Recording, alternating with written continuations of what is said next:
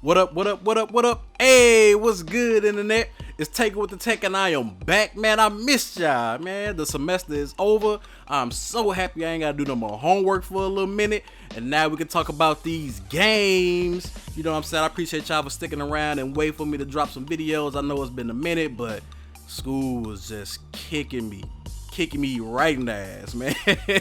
But it's good, man. I feel so good to be back talking about games. And this December I'm going to be showering y'all with content just because, you know, I miss y'all. I need to catch up on a few things and just need to develop my content even more overall. So I'm definitely finna hit y'all with 2 reviews, which is including this one, because December games is looking pretty trash. I don't think nothing's going to come out that's going to like really shock us. So you might as well just clear out your backlog and probably pick up some games that came out a few months ago and, you know, just play that and see how it goes. But today's video is going to be on the Outer Worlds. I know they came out late October, but I really had the chance to sit down and really flush out and play it, and it's definitely one of my top games of the year. I'm not gonna lie, definitely one of my top games. The Outer Worlds is an action RPG developed by Obsidian, the team behind Fallout New Vegas, which is arguably the best Fallout New Vegas to a lot of people. It's between that and 3. So Obsidian pretty much capitalized off of Bethesda's mistake, thinking that people were gonna like Fallout 76. Like, they were already on the edge with Fallout 4. It was kind of met with mixed reviews, so I was one of the people who pretty much enjoyed it, but I didn't enjoy it too much. It was okay. It was definitely playable. I played through it with a couple characters, so I'll probably say I liked it overall. But 76, no one asked for. No one asked for a multiplayer Fallout, and it's really showing. So Obsidian dropped it at the perfect time because they gave all the Fallout fans something to play that they knew that they would like. Pretty much taking all of their pros from Fallout New Vegas and just capitalizing upon that by adding even more features and a brand new unique story. You get to play as your own unique character, male or female, and it's set in an alternate reality that's different than ours. So in their reality, in the early 1900s, President McKinley was never assassinated. So that means Theodore Roosevelt never succeeded him. And this allowed large businesses and corporations dominate society all the way into the futures, to the point where mega corporations colonize alien planets after a while. So that's how the space travel and everything is pretty much set up. So the way your character fits into the story is that you wake up from a cryogenic sleep by a character named Phineas, because your entire colony is frozen, and somehow the ship is malfunctioning and you guys were abandoned. So he was only able to save you. So the main objective for you is just to come out, figure out what happened to you, what happened to your colony, and just to see the events unfold. And that leads over to my first pro, which is the customization. And man, it is deep.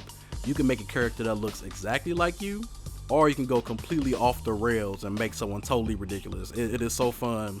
This is one of those games to where you can sit in the character creator for hours and actually forget about the rest of the game. So I encourage you to just try to make a decent character right now, play through the story, and then go back for a second playthrough and then just go completely stupid. Or, you know, whichever way you want to do it, whatever your play style is, this game definitely gives you that freedom. You can also customize your personality, mind, and body attributes within the game. So if you want to make your character super intelligent or dumb, that actually affects dialogue options within the game. If you want to increase your strength, that increases things like carrying capacity or melee damage, you can do that. But if you want to make your character just a little bit weaker, you can put those points towards other things like your dexterity, perception, your charm, temperament, and other things of that nature. And just like customizing your character, this game gives you total freedom of the story. You can be who you want to be in this story. So if you want to be the peacekeeper and just try to get along with all the factions and do all the missions, you are absolutely able to do that, even with your companions. Or you can go in there completely homicidal and kill every NPC in the game, like literally everyone, and you're still able to beat the story depending on what you do. It may be a little bit harder if you're on everyone's bad side, but for the most part they give you that option to be friendly or totally hostile, and it's amazing. I don't remember this type of freedom in any other game I've played this year, and probably overall as far as like all the games I've played, but from my knowledge right now, or just thinking off the top of my head, this freedom is almost limitless and I love it. I pretty much went the peacemaker route on my first playthrough just because I wanted to see how interesting the story and the characters were.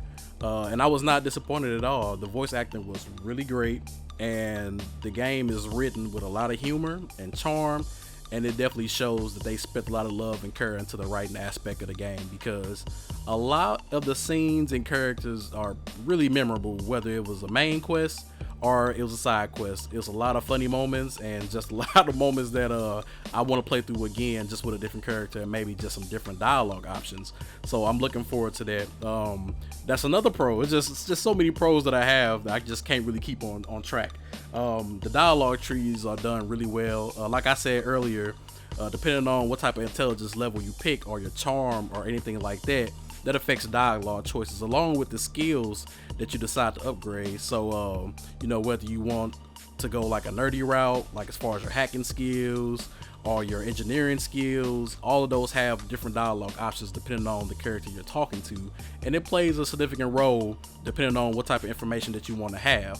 But there are multiple ways to get that information. So if you're not good at hacking, maybe you're good at engineering, or maybe you're just like a really intimidating person because of your strength.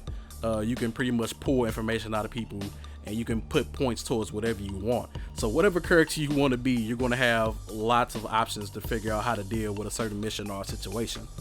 And the game isn't too long, which is actually a plus, because nowadays these companies make these insanely huge RPGs, and just their biggest selling point is how big the universe is. But the game doesn't really benefit from a big map if there's nothing to do in it. And this game scaled back a little bit, and it worked out in their favor, because games like the newest Dynasty Warriors and like Ghost Recon Breakpoint, they're just insanely huge, but the level design is boring, or there's nothing to do along the way to your main mission, and a lot of people really mess up in that area. And Obsidian did a great job scaling back, because you jump from planet to planet, but each planet is kind of like a semi-open world. So it's not an entirely huge planet, but if you explore enough, you can come up with new side quests and other things that you're going to run across that you want to engage in. And that's what really puts the hours into the game, is the exploration. So the game usually takes, I think, 20 and 30 hours to complete if you're just running through the story. But if you're doing a side quest and really engaging into the lore and the other side quests within the game, you can easily get 50 plus hours out of this game, and that is a wonderful thing to do. It's not too big, but it's not too small either. And since the game gives you so much variety with your character, it comes with multiple endings. So that drives me to my next pro, which is replayability. And to my knowledge, I think the game has about 2 or 3 main endings, but you can get an additional 20 endings depending on your actions with other specific characters and factions and things of that nature. So crazy different outcomes you can have with this game, and replaying it again just does this game justice, because it's worth your money. You can go back and play a totally different character. The outcomes are just so different from each other, and I don't see one player having the exact same experience as another player. It just can't be replicated, because there's just so many different dynamics within the game and your skills and your personality that changes, and you can really create something unique with this game.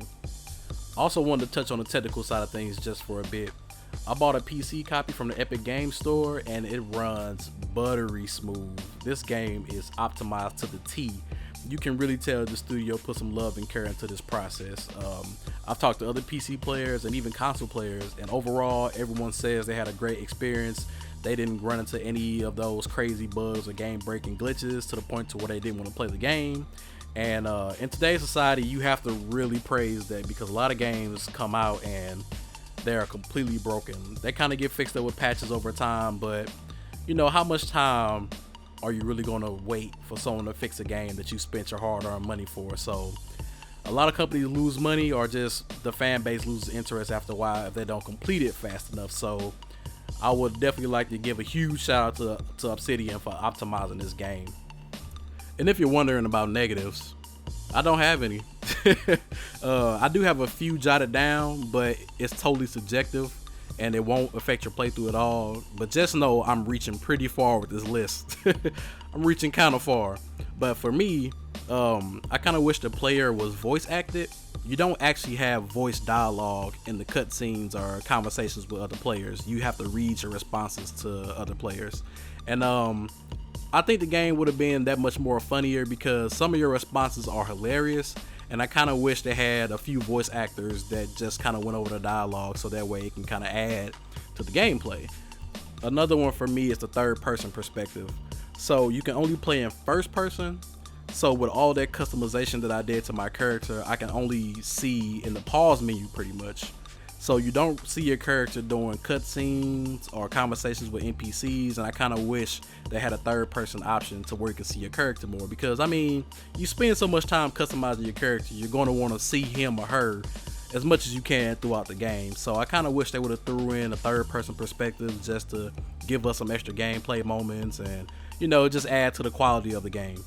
My last nitpick is pretty much a mini map. So you can only access the map through the pause menu, and I've seen some people, you know, having like minor nitpicks about having to go through the menus just to get to the map, see where you're going, pinpoint something, and get back to the game.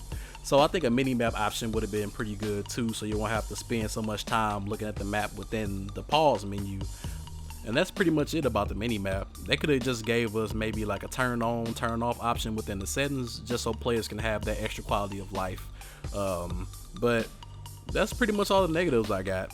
There's not too many, not at all. And as you can see, those were really minor. And it just depends on the type of person you are. So I mean, if you like third person games, that's a deal breaker for you. If you like voice acting, that's a deal breaker. And if you just don't want a mini map, you know, you can turn it off. So pretty minor, and that's it. Before I wrap up the video, let's do a quick recap. For my pros, the game isn't too big, isn't too small, it's just right. The customization is deep when it comes to your character, the weapon, and the world itself, including your skill trees. The dialogue trees are hilarious and charming, and the characters are interesting. The game has insane amounts of replayability and multiple endings. The game gives you total freedom, and you can do whatever you want. Be a peacemaker or a psychopath, you choose. And the game is buttery smooth. This game is optimized. As far as my cons, and this is subjective, they could add voice acting to your player. There's no third person, and it could use a mini map. So should you pick up the Outer Worlds? Yes, a million times over. Buy it full price, buy it at a discount. Either way, make sure it's in your library. This is definitely Game of the Year contender, and it's one of my top games of 2019. And just to wrap things up, The Outer Worlds is available for Xbox One, PlayStation 4, and PC, and it should be coming to Nintendo Switch sometime in 2020. So make sure y'all like, comment, subscribe, man. Sure, y'all know how the internet works. I ain't gotta tell y'all. And yeah, I'll see y'all in the next video. We out.